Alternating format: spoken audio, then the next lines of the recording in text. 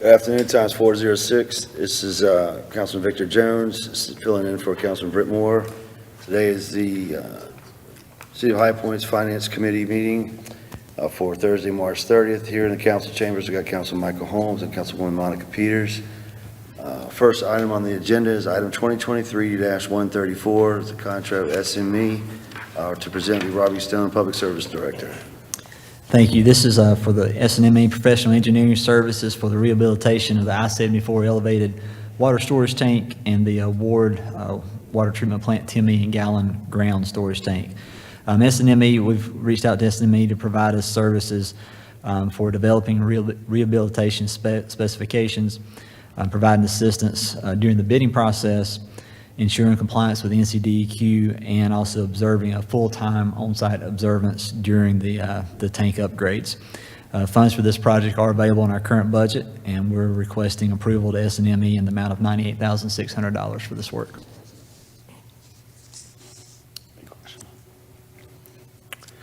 Any questions for staff? Hearing none, I'll make a motion to approve. Second. Motion is second. Any discussion? Hearing none, all those in favor say aye. Aye. Any opposed? Motion passes.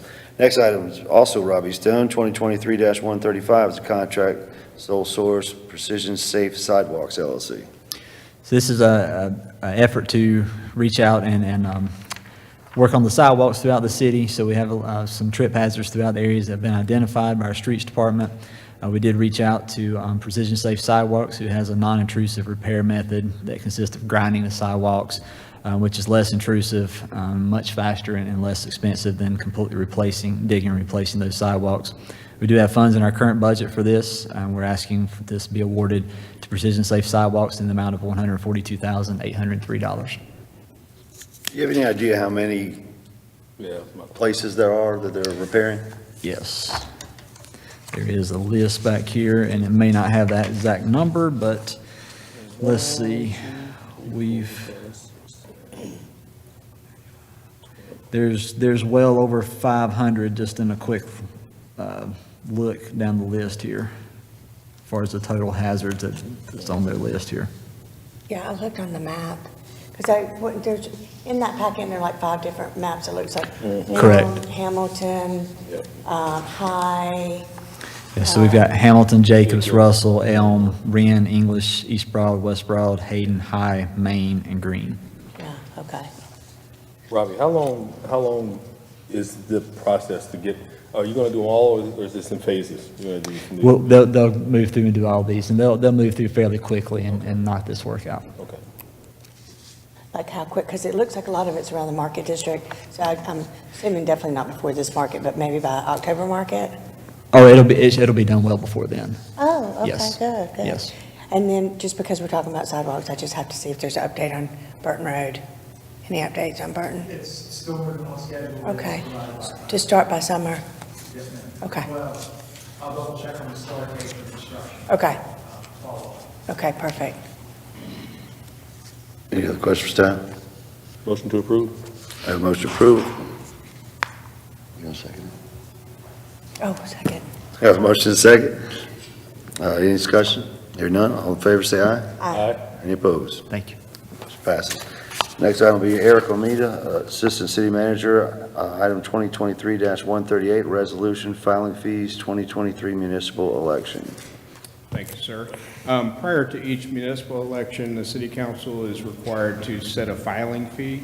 The filing fee can be set up to 1% of the annual salary of the office, which is being sought, which is currently $108. But city staff is recommending to continue what the filing fee has been since 2008, which is $96. So we're requesting that you adopt this resolution, setting that filing fee for $96 for the upcoming 2023 election. I'll make a motion to approve. Second? Motion and second. Any discussion? Hearing none, all those in favor say aye. Aye. Any opposed? The motion passes. Next item is also Eric Almeida, 2023-140, resolution supplemental agreement with the state of North Carolina. Thank you. We are asking that the city council consider a supplemental resolution and agreement between the state of North Carolina and the city related to the settlement of opioid litigation You may recall that back in 2021, you approved a MOA, a memorandum of agreement for what's called the Wave 1 settlement, which was a $26 billion national settlement agreement, of which the city of High Point will be receiving $1.3 million over the next 18 years. This is what is being called Wave 2 of that, of those actions, and it's a $21 billion national settlement between CVS, Walgreens, Walmart, Allegren, and Teva. While we don't know at this point what funds may come to the city of High Point, it's estimated that they will, if everybody signs on, it will be a similar pro rata share, which we will receive over the next 15 years. So based on that, staff is recommending and asking the city council to approve the supplemental resolution and agreement between the state of North Carolina and the city of High Point, and to authorize appropriate city officials to execute all documents. Now, is that type of thing where the funds are restricted and they have to go towards, you know, counseling and all the different things that helps with? They are. They're to be used to create and expand and sustain programs and services that serve persons with opioid use disorder. Good. So they are fairly narrowly intended to serve that population. Now, do we redirect that money towards nonprofits that serve that purpose, or do we do it internally, or? No, I think our intent is to redirect that to a provider that has that expertise, not for the city to start offering those services. That's not really in our wheelhouse. So it would go to a third party that would do those services. Would mental health possibly even, because I mean, I would think some of that's intertwined, so. Mental health related to addiction. Yeah. Treatment of addiction, I think certainly could fall into that. There are some fairly, a list of things that we could direct that money toward. Good. Eric, our police department, I think, has some of the overdose medicine they have with them as well. Obviously, we would use some of those funds to kind of purchase that or stock up on that, or will we have to distribute all that to nonprofits? We could, we have to determine, but we could reimburse for those, Yeah. but we would just have to determine how much we have spent and what amount we could program under that reimbursement versus having a third party manage those. I think it's a decent amount of funds to help Yeah. the city cover some of the costs of dealing with an issue that we have, so. Certainly. All right, yeah. Motion to approve? All right, a motion? Second. Yeah, a motion and a second. Any discussion? Hearing none, all those in favor say aye. Aye. Any opposed? Our next item presenting is Jeremy Cole, Customer Service Director, is 2023-141, contract sole source core and main composite water meter box. Good afternoon. Core Main is the city's provider of new water meter boxes, and they have developed custom composite lids to replace the lids on our current meter boxes in the field. Composite water meters box lids offer several advantages. They are lighter, they are non-conductive, allowing the radio frequency to get out. They're also more durable. All these will help in the accuracy and reliability of how we read meters now, and will certainly help in the reliability in the AMI future. This will really prevent us from having to dig up a lot of people's yards to replace boxes as they get broken, and I brought one as an example. We can put this nice composite lid in there, antenna sticks through here, good reading, and we don't damage folks' property as we come across these. Staff is recommending the sole source purchase to keep congruent with our rest of our infrastructure for $77,553.88. It'll be a lot easier to lift that thing than the old metal ones. I don't have any questions. Any other questions? I'll make a motion to approve. Second? Motion second. Discussion? Hearing none. All those in favor say aye. Aye. Any opposed? That motion passes. Thank you. And next item, 2023-142 is contract with Omnia U.S. Communities. Adam Ward, Assistant Director of Information and Technology Services, will be presenting.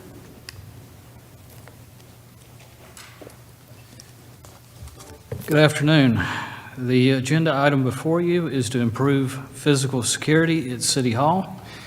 The equipment that will be required will control access to the perimeter of the building, as well as access to individual departments.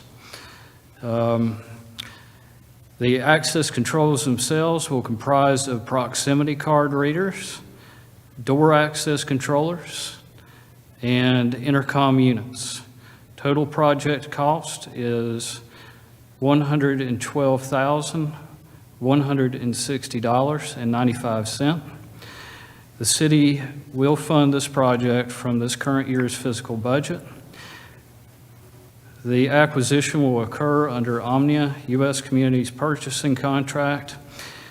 The Information Technology Department recommends that Graybar Incorporated be awarded the project and that City Council approves the contract and authorizes the appropriate city official to execute all the necessary documents. Enhancing physical security at City Hall will ensure the safety and well-being of all that visit and work here. Thank you for your time and consideration. I'll be happy to answer any questions. So we're talking about what, like card readers that allow us access into the side doors, things of that nature?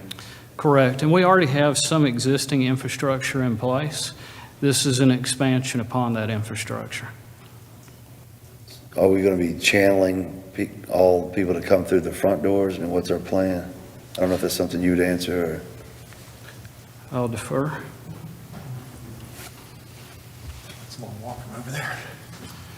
Good afternoon, Chairman, members of the committee. Damon DeCane, Assistant City Manager. So the answer to the question is essentially, well, no initially. So the main entrances on the second floor will remain accessible, and also the public entrances on either end of the building will remain accessible too.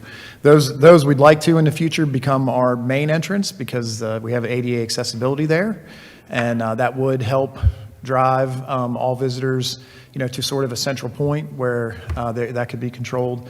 But we're still working on that. So this will be the first phase of implementing some physical security measures here at City Hall to make sure that we're directing folks to where they need to be, and the receiving departments know who's coming and how to best help them.